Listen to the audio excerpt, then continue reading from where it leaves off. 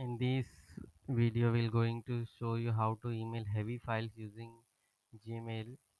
It is very simple.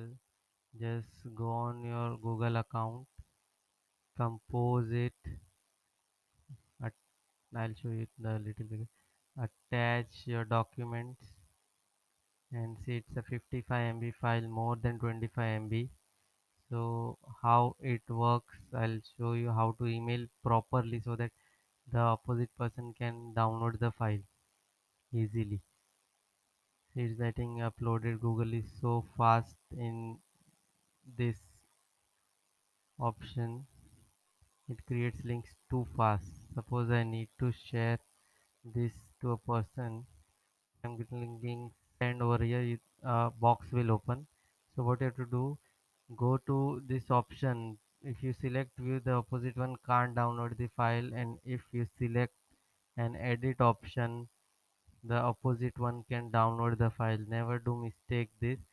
Don't You have to look at this. You have to select edit option so that the opposite one can download, otherwise he can't download the file. Click on send. Now the person can download the file. Thank you.